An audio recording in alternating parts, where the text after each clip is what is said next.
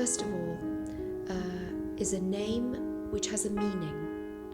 It means the pure one, and it was a title given to this woman who was born in the middle of the early part of the 19th century and lived to the middle of the 19th century in Iran, in Persia. She was born into a family of ecclesiastics in Qazvin.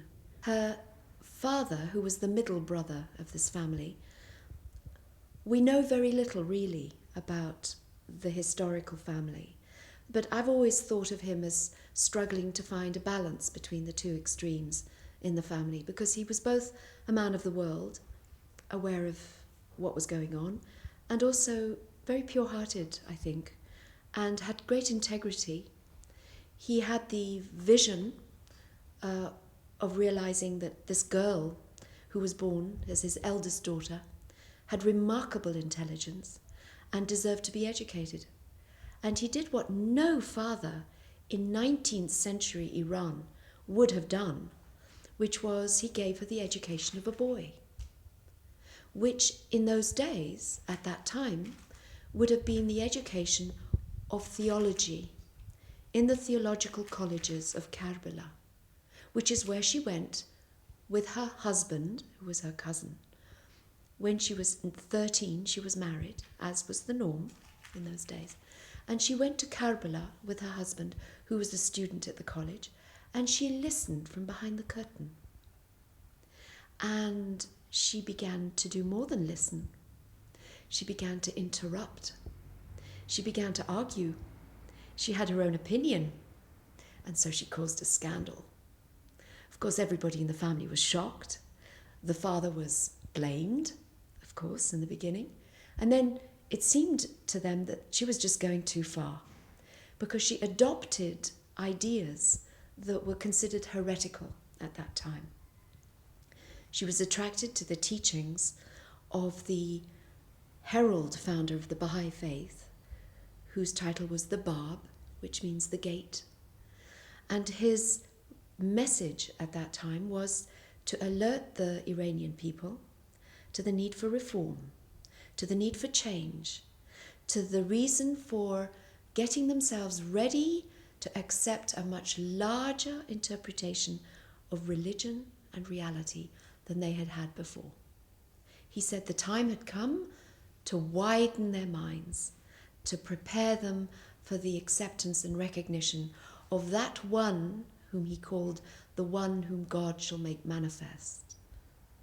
That one who had been promised in all the religions of the past, the one who was finally going to be instrumental in the gathering together of the nations of the world, the bringing about of the peace of the human race, through struggling, through suffering, through tribulation, and ultimately through maturity. Now, the fact that she had the audacity, this young woman from Iran, to recognize and accept such heretical beliefs meant that she was naturally ostracized. She was considered to have gone beyond the bounds. Her husband was appalled. He wanted to control her, and she divorced him, which is a shocking thing for any woman to have done in Islamic society in the 19th century.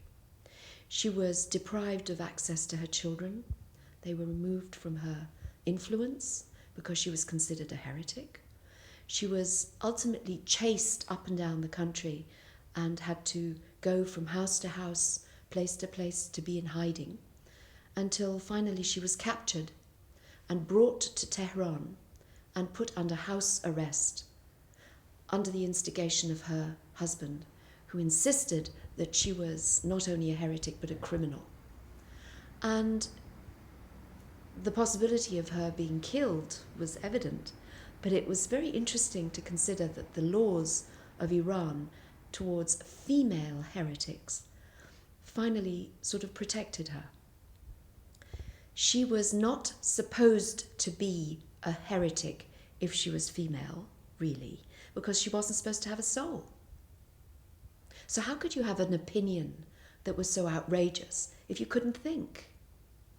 So the only way that a female heretic could be treated, especially one who came from a distinguished family, who had had such an influence on her society and her contemporaries. She was teaching women to read, which was already revolutionary. She was a poet, and her poems were going everywhere. And she was talking openly about the Baha'i faith, about her beliefs. So the only way you could treat a woman like that, who had such distinction and popularity, was to put her away in isolation and gradually starve her to death. She was supposed to die. You weren't supposed to kill her. She was supposed to die. As a result of her being put in the home of the mayor of Tehran under house arrest, she started to influence the women of that household. She made a friend of the wife of the mayor. And so she ended up in that house being a privileged guest. And to the dismay of her enemies, she didn't die. The subject of the equality of men and women is one of those nuts that is hard to crack.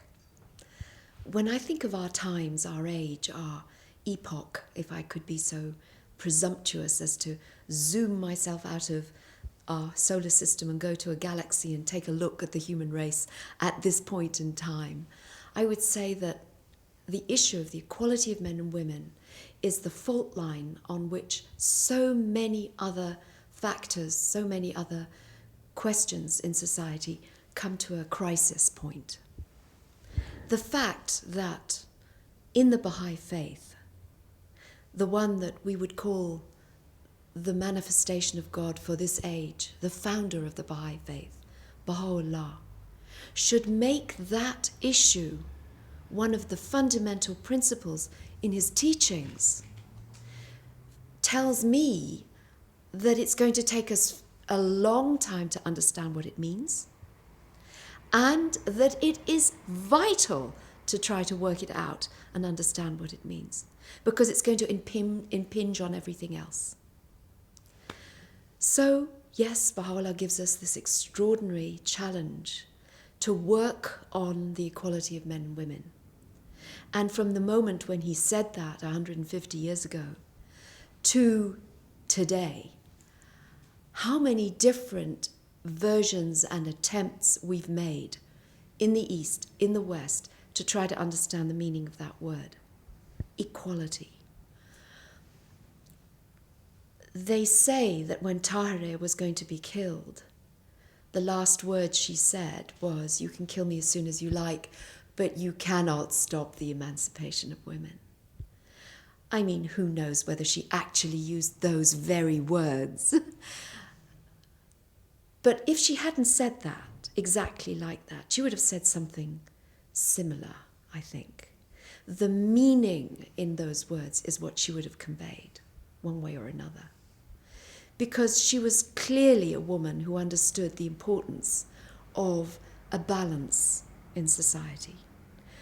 That when that balance was missing, as we say in Baha'i terminology, when there are no two wings to the bird, when in fact in the writings of the Bab he speaks about the arms and the legs, not only the wings of the bird. You need the two arms, you need two hands, you need two legs to be able to walk. You can take it right up to the present day and say you need the two hemispheres of the brain to be able to have a balanced and healthy approach to life. So whenever that balance is upset, whenever there is too much dominance and too much subservience, whenever there's too much cloning, that's also another danger. When the two sides are doing exactly the same thing, there is problems. We have issues, we have crises, we have misery, we have human suffering from an individual level all the way through family structures right up to society in general.